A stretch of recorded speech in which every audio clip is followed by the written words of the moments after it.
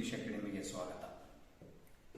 ಇವತ್ತಿನ ವಿಡಿಯೋದಲ್ಲಿ ನಾವು ಚರ್ಚೆ ಮಾಡಲಿಕ್ಕೆ ಹೋಗ್ತಿರುವಂಥ ವಿಷಯ ಒಂದು ಹೋಲಿಕೆ ಇದೆ. ಅಂದರೆ ತಮಗೆ ತಿಳಿದಿರೋ ಹಾಗೆ ಸಿಂಪಲ್ ಪ್ರೆಸೆಂಟ್ ಟೆನ್ಸ್ ಅಂತ ಒಂದು ಟೆನ್ಸ್ ಇದೆ, ಸಿಂಪಲ್ ಪಾಸ್ಟ್ ಟೆನ್ಸ್ ಅಂತ ಒಂದು ಟೆನ್ಸ್ ಇದೆ. ಇವೆರಡೇ ಸಿಂಪಲ್ ವ್ಯತ್ಯಾಸ ಏನು? ಸಿಂಪಲ್ ಪ್ರೆಸೆಂಟ್ ಟೆನ್ಸ್ ನಲ್ಲಿ ವಾಕ್ಯ ರಚನೆಗಳು ಕನ್ನಡದಲ್ಲಿ ಹೇಗಿರ್ತವೆ, ಅವು ಇಂಗ್ಲಿಷ್ ನಲ್ಲಿ ಏನಾಗ್ತವೆ. ಸಿಂಪಲ್ ಪಾಸ್ಟ್ ಟೆನ್ಸ್ ನಲ್ಲಿ ಕನ್ನಡ ರಚನೆಗಳು ಹೇಗಿರ್ತವೆ, ಅವು ಇಂಗ್ಲಿಷ್ ನಲ್ಲಿ ಹೇಗೆ ಬರೀಬೇಕು ಅನ್ನೋ ಒಂದು ಚರ್ಚೆ. ಅಂದ್ರೆ ಇವು ಎರಡೂ ಕಾಲಗಳನ್ನ, ಈ ಎರಡೂ ಟೆನ್ಸ್ ಗಳನ್ನ ನಾವು ಹೋಲಿಕೆ ಮಾಡಿದಾಗ ಯಾವುದು ಯಾಕೆ ಅದು ಪಾಸ್ಟ್, ಇದು ಯಾಕೆ ಪ್ರೆಸೆಂಟ್ ಅನ್ನೋದು ತಮಗೆ ಮನವರಿಕೆ ಆಗುತ್ತೆ. ಆ ಉದ್ದೇಶದಿಂದ ಈ ವಿಡಿಯೋ ಮಾಡ್ತಾ ಇದ್ದೀನಿ. ದಯವಿಟ್ಟು ಈ ವಿಡಿಯೋನ ಪೂರ್ಣವಾಗಿ ನೋಡಿ, ಕೊನೆ ತನಕ ನೋಡಿ, ಅವಾಗ ಮಾತ್ರ ಈ ವಿಷಯ ಈ ವಿಡಿಯೋ ಮೂಲಕ ನಿಮಗೆ ಮನವರಿಕೆ ಆಗಲಿಕ್ಕೆ, ನಿಮ್ಗೆ ಅದರಿಂದ ಲಾಭ ಆಗಲಿಕ್ಕೆ ಸಾಧ್ಯ. ಆದ್ದರಿಂದ ದಯವಿಟ್ಟು ಈ ವಿಡಿಯೋ ಅಂತ್ಯದವರೆಗೆ ನೋಡಿ. ಈ ಸಿಂಪಲ್ ಪ್ರೆಸೆಂಟ್ ಟೆನ್ಸ್ ಅನ್ನೋದು ಪ್ರೆಸೆಂಟ್ ಟೆನ್ಸಿನ ಒಂದು ಕಾಲ, ಸಿಂಪಲ್ ಪಾಸ್ಟ್ ಟೆನ್ಸ್ ಅನ್ನೋದು ಪಾಸ್ಟ್ ಟೆನ್ಸಿನ ಒಂದು ಕಾಲ. ಇದನ್ನ ಸ್ಪಷ್ಟ ಮಾಡ್ಕೊಳ್ಳೋಣ. ಪ್ರೆಸೆಂಟ್ ಅಂದ್ರೆ ವರ್ತಮಾನ ಕಾಲ, ಪಾಸ್ಟ್ ಅಂದ್ರೆ ಭೂತಕಾಲ. ಈ ಪ್ರೆಸೆಂಟ್ ಟೆನ್ಸ್ ಅಂದ್ರೆ ಸದ್ಯ ವರ್ತಮಾನ ಕಾಲದ ವಿಷಯಗಳನ್ನ ಮಾತಾಡುವಂತ ಕಾಲ. ಪಾಸ್ಟ್ ಟೆನ್ಸ್ ಅಂದ್ರೆ ಆಗಿ ಹೋದ, ಮುಗಿದು ಹೋದ ವಾಕ್ಯಗಳು, ಆಗಿ ಹೋದ ಕ್ರಿಯೆಯನ್ನ, ಹಿಂದಿನ ಕ್ರಿಯೆಗಳನ್ನ, ಹಿಂದಿನ ಸ್ಥಿತಿಯನ್ನ ಮಾತಾಡುವಂಥದ್ದು ಪಾಸ್ಟ್ ಟೆನ್ಸ್. ಈಗ ನೋಡೋಣ ಈ ಸಿಂಪಲ್ ಪ್ರೆಸೆಂಟ್ ಟೆನ್ಸ್ ಅಂದ್ರೆ ನೋಡೋಣ. ಈಗ ನೀವು ಮನೆಯಲ್ಲಿ ಶಾಲೆಗೆ ಹೋಗ್ಬೇಕಂತ ಸಿದ್ಧವಾಗ್ತಾ ಇದ್ದೀರಿ, ರೆಡಿ ಆಗ್ತಾ ಇದ್ದೀರಿ. ಅವಾಗ ನಿಮ್ ಗೆಳೆಯ ಬರ್ತಾನೆ, ಎಲ್ಲಿಗೆ ಹೋಗ್ತೀವೋ ಅಂತ. ಅವಾಗ ನೀವೇನಂತೀರಿ, ನಾನು ಕಾಲೇಜಿಗೆ ಹೋಗುತ್ತೇನೆ. ಈಗ ಅದೇ ನೀವು ಇದ್ಕೊಂಡು ಇನ್ನು ಹೋಗೋ ಕ್ರಿಯೆ ಮುಂದೆ ಮಾಡೋರದೇ, ಹೋಗ್ತಾ ಇಲ್ಲ, ಹೋಗುತ್ತೇನೆ, ಹೋಗ್ತೀನಿ. ನಾ ಇವತ್ತು ಬೆಂಗಳೂರಿಗೆ ಹೋಗ್ತೀನಿ ಅಂದ್ರೆ ಹೋಗ್ತಾ ಇಲ್ಲ, ಹೋಗ್ತೀನಿ ಅಂದ್ರೆ ಮುಂದೆ ಹೋಗ್ತೀನಿ ಅನ್ನಂಗೆ. ಈ ರೀತಿ ನಿಮ್ಮ ಕನ್ನಡ ವಾಕ್ಯದಲ್ಲಿನ ಕ್ರಿಯಾಪದ, ನಾನು ಪದೇ ಪದೇ ಹೇಳ್ತಿರ್ತೀನಿ, ಯಾವುದೇ ವಾಕ್ಯ ನೀವು ಬರೆದಾಗ ಆ ಕನ್ನಡ ವಾಕ್ಯದಲ್ಲಿನ ಮೇನ್ ವರ್ಬ್ ಅನ್ನ, ಆ ಮೇನ್ ವರ್ಬ್ ಕ್ರಿಯೆ, ಆ ಕ್ರಿಯೆ ಮುಂದಾಗುತ್ತೆ, ಇಲ್ಲಿ ಕ್ರಿಯೆ ಮುಂದಾಗುತ್ತೆ ಅನ್ಸಿದ್ರೆ ನಿಮ್ಗೆ ಸಿಂಪಲ್ ಪ್ರೆಸೆಂಟ್ ನಲ್ಲಿ ವಾಕ್ಯಗಳನ್ನು ರಚನೆ ಮಾಡ್ಕೋಬೇಕು. ಅವರು ಇಂದು ನನ್ನ ಮನೆಗೆ ಬರುತ್ತಾರೆ, ಬರ್ತಾ ಇಲ್ಲ, ಬರ್ತಾರೆ, ಯಾವಾಗ ಮುಂದೆ ಬರ್ತಾರೆ. ಈ ಅರ್ಥದಲ್ಲಿ ಇದು ಸಿಂಪಲ್ ಪ್ರೆಸೆಂಟ್ ಟೆನ್ಸ್. ಇದು ಫ್ಯೂಚರ್ ಟೆನ್ಸ್ ಅಲ್ಲ. ಈಗ ನಾನು ಇದ್ದೇನೆ, ಇನ್ನೇನು ಸ್ವಲ್ಪ ಹೊತ್ತಿನಲ್ಲಿ ಇದ್ಕೊಂಡು ಕಾಲೇಜಿಗೆ ಹೋಗ್ತೀನಿ ಅಂದ್ರೆ ಮುಂದೆ ಮಾಡ್ಬೇಕು. It is called immediate future, but it is not future. The action which takes place in the immediate future, that is simple present tense. ನೆನಪಿಟ್ಕೊಳ್ಬೇಕು. ಇನ್ನ ಸಿಂಪಲ್ ಪಾಸ್ಟ್ ಟೆನ್ಸ್ ಹೇಗಿರುತ್ತೆ ನೋಡ್ರಿ. ನಾನು ಇಂದು ಬೆಂಗಳೂರಿಗೆ ಹೋಗುತ್ತೇನೆ, ಅವನು ಇಂದು ಬೆಂಗಳೂರಿಗೆ ಹೋಗ್ತಾನೆ ಮುಂದೆ ಸಿಂಪಲ್ ಪ್ರೆಸೆಂಟ್. ಅದೇ ನೋಡ್ರಿ, ಅವನು ನಿನ್ನೆ ಬೆಂಗಳೂರಿಗೆ ಹೋದನು. ಇಲ್ಲಿ ಕ್ರಿಯೆ ಯಾವುದು? ಹೋಗುವ ಕ್ರಿಯೆ. ಈ ಹೋಗೋ ಕ್ರಿಯೆ ಹೋದನು, ಮುಗಿದು ಹೋಯ್ತು, ಆಗಿ ಹೋಗಿದೆ, ಅವನು ಬೆಂಗಳೂರಿಗೆ ಹೋದನು.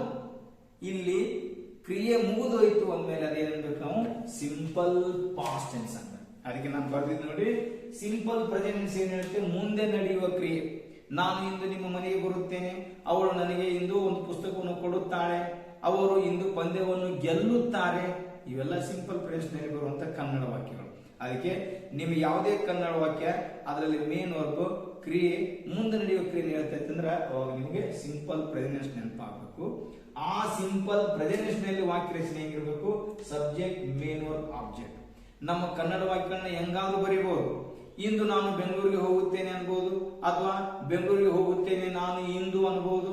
ಹಿಂಗ ಕನ್ನಡ ವಾಕ್ಯದಲ್ಲಿ ಪದಗಳಿಂದ ಮುಂದೆ ಬರೆದ್ರು ಕೂಡ ಇಂಗ್ಲಿಷ್ ವಾಕ್ಯಗಳು ಸಬ್ಜೆಕ್ಟ್ ದಿಂದನೇ ಪ್ರಾರಂಭ ಆಗಬೇಕು, ಪಕ್ಕದಲ್ಲಿ ವರ್ಬ್ ಇರಬೇಕು. ಆ ವರ್ಬ್ ಮೇನ್ ವರ್ಬ್ ಆಗಿದೆ, ಯಾಕಂದ್ರೆ ಕ್ರಿಯೆ ಇದೆ. ಇಲ್ಲಿ ಕ್ರಿಯೆಯನ್ನು ಸೂಚಿಸುವಂತದ್ದು ಮೇನ್ ವರ್ಬ್, ನಂತರದಲ್ಲಿ ಆಬ್ಜೆಕ್ಟ್. ಬಹಳ ಸರ್, ಒಂದು ವೇಳೆ ಇದನ್ನ ನೀವು ವಾಕ್ಯದ ರಚನೆಯಲ್ಲಿ ತಪ್ಪು ಮಾಡಿದ್ರೆ ನೀವು ಇಂಗ್ಲಿಷ್ ವಾಕ್ಯ ತಪ್ಪಾಗುತ್ತೆ. ಇದೇ ನಿಮ್ಮ ಕನ್ನಡ ವಾಕ್ಯ ಹಿಂದೆ ಮುಂದೆ ಮಾಡೋದು. ನಾನು ಹೇಳಿದೆ, ಇವತ್ತು ನಾನು ಬೆಂಗಳೂರಿಗೆ ಹೋಗ್ತೀನಿ ಮೇನ್ ವರ್ಬ್, ಇವತ್ತು ಸಬ್ಜೆಕ್ಟ್ ಅಲ್ಲ, ಹೋಗೋರು ಯಾರು? ನಾನು, ಸಬ್ಜೆಕ್ಟ್ ಮಧ್ಯದಲ್ಲಿ ಬಂದಿದೆ. ಈ ರೀತಿ ನಿಮ್ಮ ಕನ್ನಡದಲ್ಲಿ ಸಬ್ಜೆಕ್ಟ್ ಮಧ್ಯದಲ್ಲಿ ಯಾರು ಬರ್ಬೋದು, ಕೊನೆಗಾದ್ರೂ ಬರ್ಬೋದು, ಮೊದಲಾದ್ರೂ ಬರ್ಬೋದು. ಅದು ಇಂಗ್ಲಿಷ್ ದಲ್ಲಿ ಮೊದಲೇ ಬರಬೇಕು. ಅದಕ್ಕಾಗಿ ಸಬ್ಜೆಕ್ಟ್ ಕ್ರಿಯೆಯನ್ನು ತಿಳಿಸುತ್ತೆ, ಇಲ್ಲಿ ಕ್ರಿಯಾಪದ, ಅದಕ್ಕೆ ಮೇನ್ ವರ್ಬ್ ಅಂತೀವಿ. ಆ ನಂತರ ಉಳಿದಿದ್ದೆಲ್ಲ ಆಬ್ಜೆಕ್ಟ್. ಇಂದು ನಾನು ನಿನ್ನನ್ನು ಸಾಯಂಕಾಲ ಭೇಟಿಯಾಗುತ್ತೇನೆ ವರ್ಬ್, ನಾನು ಸಬ್ಜೆಕ್ಟ್, ಉಳಿದಿದ್ದೆಲ್ಲ ಆಬ್ಜೆಕ್ಟ್. ನನ್ನ ಗೆಳೆಯನ ತಂದೆ ನಮಗೆ ಇಂಗ್ಲಿಷ್ ಕಲಿಸುತ್ತಾರೆ ಮೇನ್ ವರ್ಬ್. ನನ್ನ ಗೆಳೆಯನ ತಂದೆ ಸಬ್ಜೆಕ್ಟ್, ಉಳಿದಿದ್ದೆಲ್ಲ ಆಬ್ಜೆಕ್ಟ್. ಈ ರೀತಿ ನೀವೆಂತ ಕನ್ನಡ ವಾಕ್ಯಗಳು ಮಾಡಿದ್ರು ಕೂಡ ಮೇನ್ ವರ್ಬ್ ನಮ್ಮಲ್ಲ ಹಿಡ್ಕೊಳ್ಬೇಕು. ಆ ಮೇನ್ ವರ್ಬ್ ಅಂದ್ರೆ ಕ್ರಿಯೆ, ಆ ಕ್ರಿಯೆ ಮುಂದಾಗುತ್ತೆ ಅಂದಾಗ ಸಿಂಪಲ್ ಪ್ರೆಸೆಂಟ್, ಅಲ್ಲಿ ವಾಕ್ಯ ರಚನೆ ಸಬ್ಜೆಕ್ಟ್ ಮೇನ್ ವರ್ಬ್ ಆಬ್ಜೆಕ್ಟ್. ಅದಕ್ಕೆ ಅನುಗುಣವಾಗಿ ಒಂದು ವಾಕ್ಯ ಮಾಡೋಣ. ನಾನು ಇಂದು ಒಂದು ಕಥೆಯನ್ನು ಬರೆಯುತ್ತೇನೆ. ನಾನು ಇಂದು ಒಂದು ಕಥೆಯನ್ನು ಬರೆಯುತ್ತೇನೆ. ಮಾರ್ಕ್ ಮಾಡ್ರಿ, ಬರೆಯುತ್ತೇನೆ ಮೇನ್ ವರ್ಬ್, ನಾನು ಬರೆಯವ ಸಬ್ಜೆಕ್ಟ್, ಉಳಿದದ್ದೆಲ್ಲ ಆಬ್ಜೆಕ್ಟ್. ಆ ಫಾರ್ಮುಲಾ ಸಬ್ಜೆಕ್ಟ್ ನಾನು, ಐ, ಬರೆಯುತ್ತೇನೆ ಮೇನ್ ವರ್ಬ್, ರೈಟ್, ಉಳಿದದ್ದೆಲ್ಲ ಆಬ್ಜೆಕ್ಟ್. ಇಂದು ಒಂದು ಕಥೆಯನ್ನು, ಅ ಸ್ಟೋರಿ ಟುಡೇ. ಮುಗಿತು ವಾಕ್ಯ.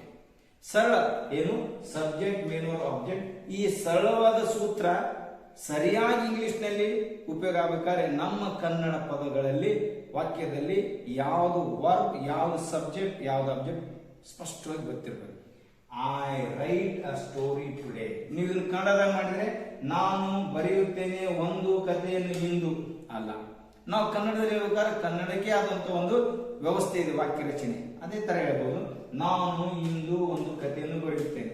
ನಿಮ್ಮ ಕನ್ನಡ ವಾಕ್ಯದಲ್ಲಿ ಪದಗಳು ಎಲ್ಲಿ ಬಂದರೂ ಕೂಡ ಆ ಪದಗಳು ಈ ಸೂತ್ರಕ್ಕನುಗುಣವಾಗಿಯೇ ಜೋಡಣೆಯಾಗಬೇಕು.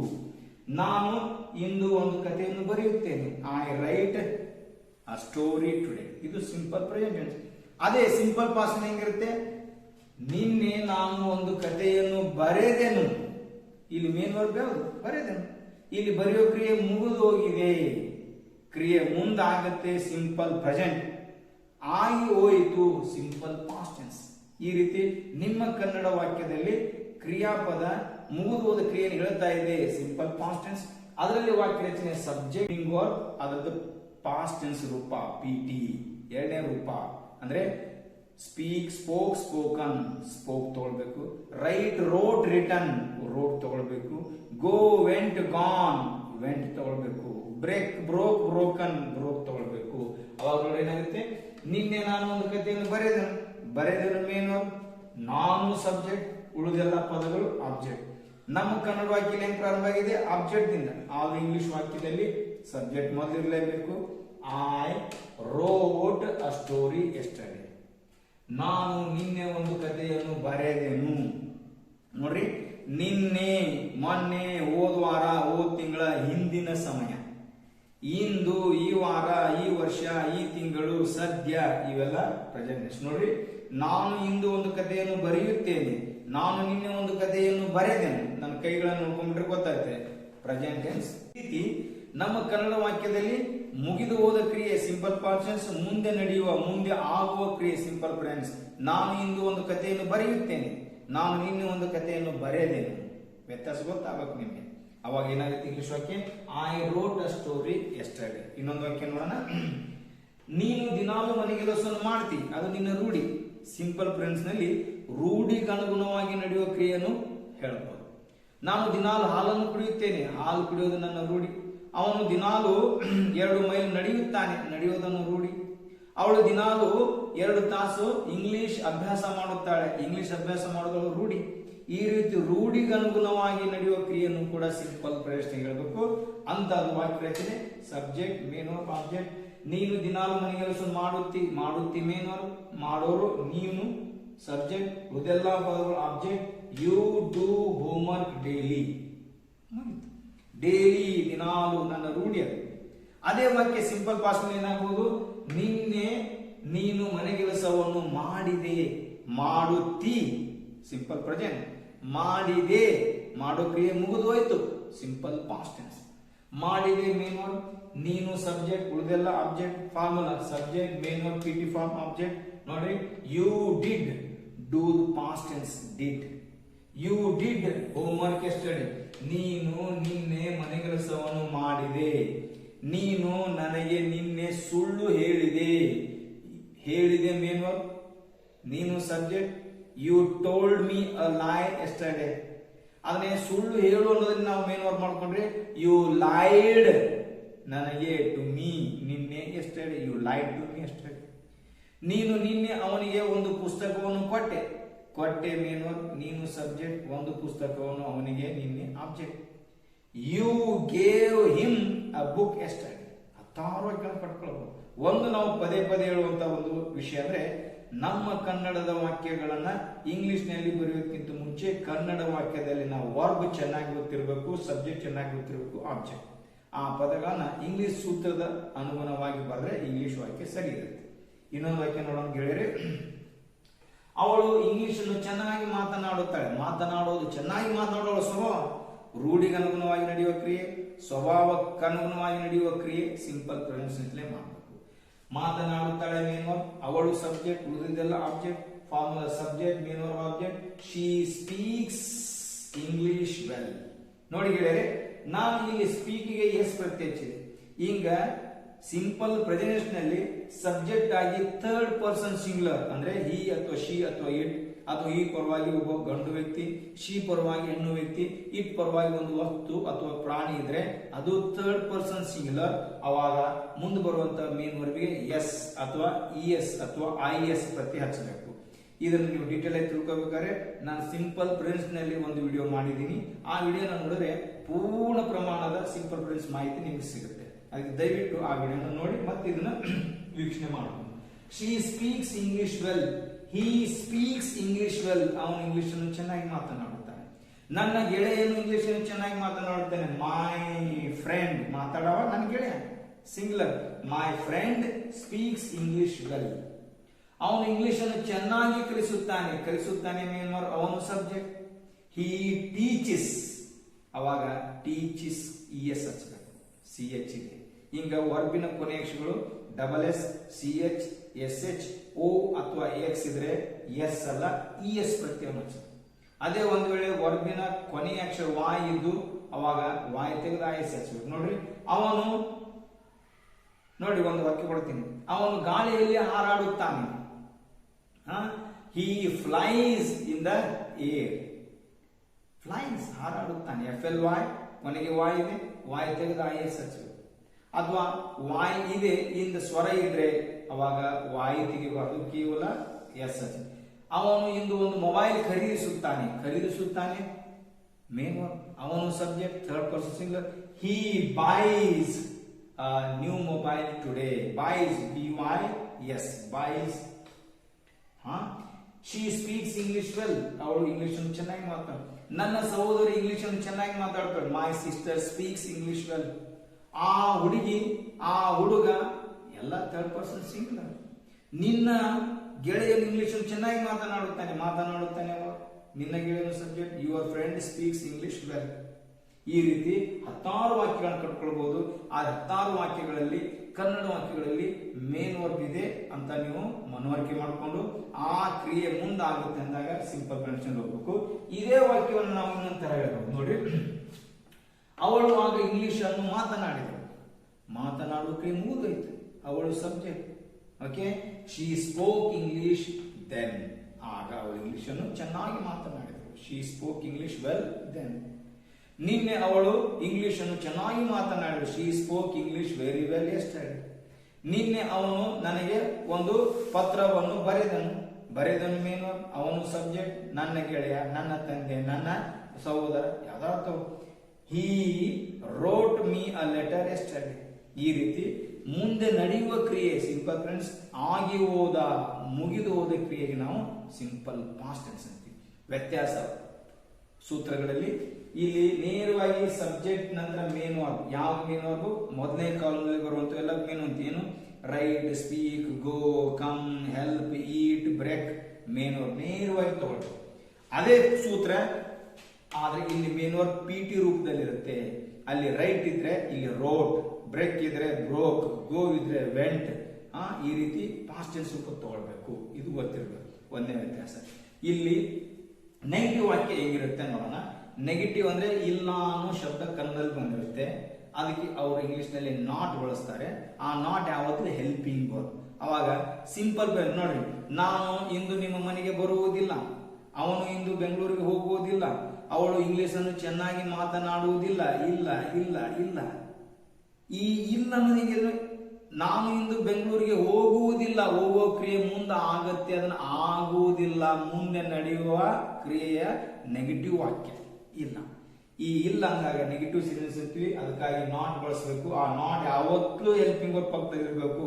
ಕೇವಲ ನಾಟ್ ಒಂದೇ ಬಂದ್ರೆ ಅದು ನೆಗೆಟಿವ್ ಸೆಂಟೆನ್ಸ್ ಕೊಡಲ್ಲ, ಹೆಲ್ಪಿಂಗ್ ವರ್ಬ್ ಪಕ್ಕದಲ್ಲೇ ಬರಬೇಕು. ಇಲ್ಲಿ ಹೆಲ್ಪಿಂಗ್ ವರ್ಬ್ ಎರಡು ಡೂ ಮತ್ತು ಡಸ್. ಸಬ್ಜೆಕ್ಟ್ ಗೆ ಅನುಗುಣವಾಗಿ ಡೂ ಅಥವಾ ಡಸ್ ಬಳಸಬೇಕು. Subject I, we, you, they plural ಇದ್ದಾಗ ಡೂ, ಸಿಂಗ್ಯುಲರ್ ಹಿ ಅಥವಾ ಶಿ ಅಥವಾ ಇಟ್ ಇದ್ದಾಗ ಡಸ್ ಬಳಸಬೇಕು. I do not, we do not, you do not, they do not. Singular, he does not, she does not, it does not, my brother does not, that boy does not, this girl does not. ನೆನಪಿಟ್ಕೊಳ್ಳಿ. ಅದಕ್ಕೆ ಅಲ್ಲಿ ನಾವು negative ನಲ್ಲಿ not ಬಳಸಬೇಕು. ಆದ್ರೆ ಅದೇ past tense ನಲ್ಲಿ negative ನೋಡ್ರಿ, same formula, subject, helping verb, not, main verb, object. ಆದ್ರೆ ವ್ಯತ್ಯಾಸ ಏನು? ಅಲ್ಲಿ ಹೆಲ್ಪಿಂಗ್ ವರ್ಬ್ ಡೂ ಡಸ್ ಬಂದ್ರೆ ಇಲ್ಲಿ ಒಂದೇ ಒಂದು ಬರುತ್ತೆ ಡಿಡ್. ಈ ಡಿಡ್ ಅನ್ನೋದು ಈಗಾಗಲೇ ಡೂ ದ ಪಾಸ್ಟ್ ಟೆನ್ಸ್ ರೂಪ, ಈಗಾಗಲೇ ಆಯ್ತು. ಅದಕ್ಕೆ ನೋಡೋಣ, ಅದೇ ಇಂಟ್ರಾಗೇಟಿವ್ ನಿಮ್ಗೆ ಗೊತ್ತಿದೆ. ಇಲ್ಲಿ ಏನಾಗುತ್ತೆ ನೋಡ್ರಿ, ನಾನು ಇಂದು ಒಂದು ಕಥೆಯನ್ನು ಬರೆಯುತ್ತೇನೆ, ಅಫರ್ಮೇಟಿವ್. ನಾನು ಇಂದು ಒಂದು ಕಥೆಯನ್ನು ಬರೆಯುವುದಿಲ್ಲ, ನೆಗೆಟಿವ್. ನಾನು ಇಂದು ಒಂದು ಕಥೆಯನ್ನು ಬರೆಯುತ್ತೇನೆಯೇ, ಇಂಟ್ರಾಗೇಟಿವ್, ಪ್ರಶ್ನೆ. ನಾನು ಇಂದು ಒಂದು ಕಥೆಯನ್ನು ಬರೆಯುವುದಿಲ್ಲವೇ, ಇದು ಪ್ರಶ್ನೆ, ಇಲ್ಲ, ನೆಗೆಟಿವ್ ಪ್ರಶ್ನೆ. ಅದಕ್ಕೆ ನಾವು 4 ಸೆಂಟೆನ್ಸ್ ಮಾಡಬಹುದು ಇಲ್ಲಿ. ಏನಂತ? Affirmative, negative, interrogative, negative, interrogative. ನೋಡ್ರಿ, ನಾನು ಇಂದು ಒಂದು ಕಥೆಯನ್ನು ಬರೆಯುತ್ತೇನೆ, I write a story today. ನಾನು ಇಂದು ಒಂದು ಕಥೆಯನ್ನು ಬರೆಯುವುದಿಲ್ಲ, I do not write a story today. ನಾನು ಇಂದು ಒಂದು ಕಥೆಯನ್ನು ಬರೆಯುವುದಿಲ್ಲ, ಡೂ ನಾಟ್ ರೈಟ್. 3 ಪದಗಳು ಕೂಡಿದ ಕನ್ನಡದ ಒಂದು ಪದ, ಬರೆಯುವುದಿಲ್ಲ, ಡು ನಾಟ್ ರೈಟ್. ಹೋಗುವುದಿಲ್ಲ, ಡು ನಾಟ್ ಗೋ. ಮಾತನಾಡುವುದಿಲ್ಲ, ಡು ನಾಟ್ ಸ್ಪೀಕ್. ಸಹಾಯ ಮಾಡುವುದಿಲ್ಲ, ಡು ನಾಟ್ ಹೆಲ್ಪ್. ಇದು ನೆನ್ಪಿಟ್ಕೊಳ್ಳೋದು. ಅದೇ ಇಂಟ್ರಾಗೇಟಿವ್ ಹೆಲ್ಪಿಂಗ್ ವರ್ಬ್ ಮತ್ತು ಬರಲೇಬೇಕು. Do I write a story today. ನೋಡ್ರಿ, ನಾನು ಇಂದು ಒಂದು ಕಥೆಯನ್ನು ಬರೆಯುತ್ತೇನೆಯೇ, ಡು ಹೆಲ್ಪಿಂಗ್ ವರ್ಬ್, ಅದಕ್ಕೆ ಮೀನಿಂಗ್ ಇರಂಗಿಲ್ಲ, ಮೇನ್ ವರ್ಬ್ ಜೊತೆ ಕೂಡಿದಾಗ ಮೀನಿಂಗ್ ಬರುತ್ತೆ. ಡು ರೈಟ್, ಬರೆಯುತ್ತೇನೆಯೇ, ನೆನ್ಪಿಟ್ಕೊಳ್ಬೇಕು ಇದನ್ನ. ನೆಗೆಟಿವ್ ಇಂಟ್ರಾಗೇಟಿವ್, ಬರೆಯುವುದಿಲ್ಲವೇ, don't I write a story today. Don't write, ಬರೆಯುವುದಿಲ್ಲವೇ. ಈ ರೀತಿ ಸಿಂಪಲ್ ಪ್ರೆಸೆಂಟ್ ನಲ್ಲಿ 4 ವಾಕ್ಯಗಳನ್ನು ಮಾಡ್ತೀವಿ. ಯಾವ್ಯಾವ? Affirmative, negative, interrogative, negative, interrogative. ಬಹಳ sir. Affirmative formula subject, main verb, object. Negative not ಹಾಕಬೇಕು, ಹೆಲ್ಪಿಂಗ್ ವರ್ಬ್ ಪಕ್ಕದಲ್ಲಿ ಇರಬೇಕು ಅಷ್ಟೇ. ಈ ನಾಟ್ ಹೆಲ್ಪಿಂಗ್ ವರ್ಬ್ ಪಕ್ಕದಲ್ಲಿ ಇರ್ಬೇಕಂದ್ರೆ ಹೆಲ್ಪಿಂಗ್ ವರ್ಬ್ ಯಾವ? ಡೂ ಅಥವಾ ಡಸ್. ಇಲ್ಲ ಪ್ರಶ್ನೆ ಮಾಡಬೇಕಾಗಿದೆ, ಹೆಲ್ಪಿಂಗ್ ವರ್ಬ್ ಮೊದಲು ತಗೋಬೇಕು. ಇಲ್ಲ ನೆಗೆಟಿವ್ ಇಂಟ್ರಾಗೇಟಿವ್ ಮಾಡಬೇಕಾಗಿದೆ, ಹೆಲ್ಪಿಂಗ್ ವರ್ಬ್ ನಾಟ್. ಇಷ್ಟಾದ್ರೆ ಮುಗಿಯಿತು. ಇದೇ ವಾಕ್ಯಗಳನ್ನು ಸಿಂಪಲ್ ಪಾಸ್ಟ್ ಟೆನ್ಸ್ ಏನ್ ಮಾಡ್ತೀವಿ ನೋಡಿ. ನಾನು ನಿನ್ನೆ ಒಂದು ಕಥೆಯನ್ನು ಬರೆದೇನು, simple past tense affirmative sentence. ನಾನು ನಿನ್ನೆ ಕಥೆಯನ್ನು ಬರೆಯಲಿಲ್ಲ, ಅವನು ನಿನ್ನೆ ಬೆಂಗಳೂರಿಗೆ ಹೋಗಲಿಲ್ಲ, ಆ ಮೂಲಕ ನಿನ್ನೆ ಸಾಯಲಿಲ್ಲ, ಕ್ರಿಯೆ ಮುಗಿಯಲಿಲ್ಲ, ಸಿಂಪಲ್ ಪಾಸ್ಟ್ ಟೆನ್ಸ್ ನೆಗೆಟಿವ್. ನಾನು ನಿನ್ನೆ ಒಂದು ಕಥೆಯನ್ನು ಬರೆದೇನೆ, ಪ್ರಶ್ನೆ, ಇಂಟ್ರಾಗೇಟಿವ್. ನೀನು ನಿನ್ನೆ ಬೆಂಗಳೂರಿಗೆ ಹೋದೆಯಾ, ಪ್ರಶ್ನೆ, ಸಿಂಪಲ್ ಪಾಸ್ಟ್ ಟೆನ್ಸ್. ನಿನ್ನೆ ಆ ಮೂಲಕ ಸುತ್ತಾನೆ. ಬ್ರಿಟಿಷರು 1947ರಲ್ಲಿ ಭಾರತವನ್ನು ಬಿಟ್ಟರೆ, ಪ್ರಶ್ನೆ. ಬ್ರಿಟಿಷರು ಭಾರತವನ್ನು 1947ರಲ್ಲಿ ಬಿಡಲಿಲ್ಲವೇ, ನೆಗೆಟಿವ್ ಪ್ರಶ್ನೆ, ನೆಗೆಟಿವ್ ಇಂಟ್ರಾಗೇಟಿವ್. ನಾನು ನಿನ್ನೆ ಒಂದು ಪತ್ರವನ್ನು ಬರೆಯಲಿಲ್ಲವೇ, ನಾನು ನಿನ್ನೆ ನಿನಗ ಒಂದು ಪುಸ್ತಕ ಕೊಡ್ಲಿಲ್ಲನ, ನಮ್ಮ ಆಡ್ಕಂಡ. ಅವ ನಿನ್ನೆ ನಿನಗ ಉಂಗ್ರ ಕೊಡ್ಲಿಲ್ಲನ, ಆಕೆ ನಿನ್ನೆ ನಿನಗೆ ಭೇಟಿ ಆಗಲಿಲ್ಲನ, ಭೇಟಿ ಆಗಲಿಲ್ಲವೇ, negative interrogative. Simple past tense formula same. Not ಬರಬೇಕು, ಹೆಲ್ಪಿಂಗ್ ವರ್ಬ್ ಪಕ್ಕದಲ್ಲಿ. ಅವನ ನೋಡೋಣ. I wrote a story yesterday. ನಾನು ನಿನ್ನೆ ಒಂದು ಕಥೆಯನ್ನು ಬರೆದೆನು, wrote. I did not write a story yesterday. ನಾನು ನಿನ್ನೆ ಒಂದು ಕಥೆಯನ್ನು ಬರೆಯಲಿಲ್ಲ, ಡಿಡ್ ನಾಟ್ ರೈಟ್. ಬರೀ ರೈಟ್ ನೋಡಿದ್ದು ಪ್ರೆಸೆಂಟ್ ಅನ್ಬೇಡ್ರಿ, ಡಿಡ್ ಬಂದಿರೋದ್ರಿಂದ ನಮಗೆ ಬೇಕಾದ ಕನ್ನಡ ನೆಗೆಟಿವ್. ಬರೆಯಲಿಲ್ಲ, ಡಿಡ್ ನಾಟ್ ರೈಟ್. ಹೋಗಲಿಲ್ಲ, ಡಿಡ್ ನಾಟ್ ಗೋ. ಕೊಡಲಿಲ್ಲ, did not give. Did not give. Okay. ಇನ್ನು ಈ ನೆಗೆಟಿವ್ ಸೆಂಟೆನ್ಸ್ ಅನ್ನ ಬೇರೆ ರೀತಿ ಮಾಡಬಹುದು. ಅದನ್ನ ಬೇರೆ ರೀತಿ ಯಾವ ರೀತಿ ಅನ್ನೋದನ್ನ ಮುಂದಿನ ಒಂದು ವಿಡಿಯೋದಲ್ಲಿ ಹೇಳಿರ್ತೀನಿ, ನೀವು ಅದನ್ನ ನೋಡ್ಕೊಳ್ಬಹುದು. I did not write a story yesterday. ನಾನು ನಿನ್ನೆ ಒಂದು ಪತ್ರವನ್ನು ಬರೆಯಲಿಲ್ಲ. Did I write a story yesterday. ನಾನು ನಿನ್ನೆ ಒಂದು ಪತ್ರವನ್ನು ಬರೆದೇನೆ, ಡಿಡ್ ರೈಟ್. ಅವನು ನಿನ್ನೆ ಬೆಂಗಳೂರಿಗೆ ಹೋದನೆ. Did you go to Bengaluru yesterday? Didn't I write a story yesterday? ನಾನು ನಿನ್ನೆ ಒಂದು ಕಥೆಯನ್ನು ಬರೆಯಲಿಲ್ಲವೇ? Didn't write. ಇಲ್ಲಿ ನಾಟ್ ಶಾರ್ಟ್ ಫಾರ್ಮ್ ಇರಬೇಕು, ಡಿಡಂಟ್ ನೇ ಉಚ್ಚಾರ ಮಾಡಬೇಕು, ಇಲ್ಲಿ ಡೋಂಟ್ ಅಂತಾನೆ ಉಚ್ಚಾರ ಮಾಡಬೇಕು. ಈ ರೀತಿ ಸಿಂಪಲ್ ಪ್ರೆಸೆಂಟ್ ನಲ್ಲಿ ಮತ್ತು ಸಿಂಪಲ್ ಪಾಸ್ಟ್ ಟೆನ್ಸ್ ನಲ್ಲಿ ಕನ್ನಡ ವಾಕ್ಯಗಳು ಹೇಗಿರ್ತವೆ, ಇಂಗ್ಲಿಷ್ ವಾಕ್ಯಗಳು ಹೇಗಿರ್ತವೆ ಅಂತ ನಮ್ಮ ಗಮನಕ್ಕೆ ಬಂತು. ಒಂದ್ಸರಿ ಎಲ್ಲ 4 ಇದ್ರದ್ದು ಅಂತ ತೋರಿಸ್ತೀನಿ, ಸ್ವಲ್ಪ ಗಮನ ಪಟ್ಟು ಕೇಳಿ. ನಾನು ಇಂದು ಒಂದು ಕಥೆಯನ್ನು ಬರೆಯುತ್ತೇನೆ. ನಾನು ನಿನ್ನೆ ಒಂದು ಕಥೆಯನ್ನು ಬರೆಯದೆನು? ನಾನು ಇಂದು ಒಂದು ಕಥೆಯನ್ನು ಬರೆಯುವುದಿಲ್ಲ. ನಾನು ನಿನ್ನೆ ಒಂದು ಕಥೆಯನ್ನು ಬರೆಯಲಿಲ್ಲ. ನಾನು ಇಂದು ಒಂದು ಕಥೆಯನ್ನು ಬರೆಯುತ್ತೇನೆಯೇ? ನಾನು ನಿನ್ನೆ ಒಂದು ಕಥೆಯನ್ನು ಬರೆದೇನೆ? ನಾನು ಇಂದು ಒಂದು ಕಥೆಯನ್ನು ಬರೆಯುವುದಿಲ್ಲವೇ? ನಾನು ನಿನ್ನೆ ಒಂದು ಕಥೆಯನ್ನು ಬರೆಯಲಿಲ್ಲವೇ? ನೋಡಿ English. I write a story today. I wrote a story yesterday. I do not write a story today. I did not write a story yesterday. Do I write a story today? Did I write a story yesterday? Don't I write a story today? Didn't I write a story yesterday? First person. Second person ಬಂತೋಣ. ನೀನು ದಿನಾಲು ಮನೆಗೆಲಸವನ್ನು ಮಾಡುತ್ತಿ. ನೀನು ನಿನ್ನೆ ಮನೆಗೆಲಸವನ್ನು ಮಾಡಿದೆ. ನೀನು ದಿನಾಲು ಮನೆಗೆಲಸವನ್ನು ಮಾಡುವುದಿಲ್ಲ. ನೀನು ಇಂದು ಮನೆಗೆಲಸವನ್ನು ಮಾಡುವುದಿಲ್ಲ. ನಿನ್ನೆ ನೀನು ಮನೆಗೆಲಸವನ್ನು ಮಾಡಲಿಲ್ಲ. ನೀನು ಇಂದು ಮನೆಗೆಲಸವನ್ನು ಮಾಡುತ್ತೀಯಾ? ನಿನ್ನೆ ನೀನು ಮನೆಗೆಲಸವನ್ನು ಮಾಡಿದೆಯಾ? ನೀನು ಇಂದು ಮನೆಗೆಲಸವನ್ನು ಮಾಡುವುದಿಲ್ಲವೇ? ನೀನು ನಿನ್ನೆ ಮನೆಗೆಲಸವನ್ನು ಮಾಡಲಿಲ್ಲವೇ? English. You do homework today. You did homework yesterday. You do not do homework today. You did not do. ನೋಡ್ರಿ, ಮೊದಲನೇ ಡಿಡ್ ಹೆಲ್ಪಿಂಗ್ ವರ್ಬ್, ನಂತರ ಡೂ ಮೇನ್ ವರ್ಬ್. ಇಲ್ಲಿ ಯು ಡು ನಾಟ್ ಡೂ, ಮೊದಲನೇ ಡೂ ಹೆಲ್ಪಿಂಗ್ ವರ್ಬ್, ಎರಡನೇ do main verb. You did not do homework yesterday. Do you do homework today? Did you do homework yesterday? Don't you do homework today? Didn't you do homework yesterday? ಇನ್ನೊಂದು ಉದಾಹರಣೆ, third person ಸಿಂಗ್ಯುಲರ್ಗೆ. ಅವನು ಇಂದು ಬೆಂಗಳೂರಿಗೆ ಹೋಗುತ್ತಾನೆ. ಅವನು ನಿನ್ನೆ ಬೆಂಗಳೂರಿಗೆ ಹೋದನು. ನಿನ್ನೆ, ಮೊನ್ನೆ, ಹೋದ ವಾರ, ಹೋದ ತಿಂಗಳ ಸಮಯಕ್ಕನುಗುಣವಾಗಿ ಈ ಸಮಯವನ್ನು ಸೂಚಿಸುವಂತ ಶಬ್ದಗಳನ್ನ ಬಳಸಬಹುದು. ಅವನು ಇಂದು ಬೆಂಗಳೂರಿಗೆ ಹೋಗುತ್ತಾನೆ. ಅವನು ನಿನ್ನೆ ಬೆಂಗಳೂರಿಗೆ ಹೋದನು. ಅವನು ಇಂದು ಬೆಂಗಳೂರಿಗೆ ಹೋಗುವುದಿಲ್ಲ. ಅವನು ನಿನ್ನೆ ಬೆಂಗಳೂರಿಗೆ ಹೋಗಲಿಲ್ಲ. ನನ್ನ ಕೈಗಳನ್ನು ನೋಡ್ತಾ ಇರೋ ಗೊತ್ತಾಗತ್ತೆ ನಿಮಗೆ. ಅವನು ಇಂದು ಬೆಂಗಳೂರಿಗೆ ಹೋಗುತ್ತಾನೆಯೇ? ಅವನು ನಿನ್ನೆ ಬೆಂಗಳೂರಿಗೆ ಹೋದನೇ? ಅವನು ಇಂದು ಬೆಂಗಳೂರಿಗೆ ಹೋಗುವುದಿಲ್ಲವೇ? ಅವನು ನಿನ್ನೆ ಬೆಂಗಳೂರಿಗೆ ಹೋಗಲಿಲ್ಲವೇ? ಇದು ಶುದ್ಧವಾದ ಕನ್ನಡ, ಗ್ರಾಂಥಿಕ ಕನ್ನಡ. ಅದೇ ಆಡು ಕನ್ನಡ. ಇವತ್ತು ಅವ ಬೆಂಗಳೂರಿಗೆ ಹೋಗ್ತಾನೆ, ನಿನ್ನೆ ಅವನು ಬೆಂಗಳೂರಿಗೆ ಹೋದ. ಅವ ಇವತ್ತು ಬೆಂಗಳೂರಿಗೆ ಹೋಗಂಗಿಲ್ಲ, ಅವ ನಿನ್ನೆ ಬೆಂಗಳೂರಿಗೆ ಹೋಗ್ಲಿಲ್ಲ. ಅವ ಇವತ್ತು ಬೆಂಗಳೂರಿಗೆ ಹೋಗ್ತಾನ, ಅವ ನಿನ್ನೆ ಬೆಂಗಳೂರಿಗೆ ಹೋದನ. ಅವ ಇವತ್ತು ಬೆಂಗಳೂರಿಗೆ ಹೋಗಂಗಿಲ್ಲನ, ಅವ ನಿನ್ನೆ ಬೆಂಗಳೂರಿಗೆ ಹೋಗ್ಲಿಲ್ಲನ. ಈ ಕನ್ನಡ ಪದಗಳು ನಾವು ಸೂಕ್ಷ್ಮ ನೋಡ್ಬಿಟ್ರೆ ಟೆನ್ಸ್ ಕ್ಲಿಯರ್ ಆಗಿ ಗೊತ್ತಾಗತ್ತೆ. ಅದನ್ನ English he writes a story today. He goes to Bangalore today. He went to Bangalore yesterday. He does not go to Bangalore today.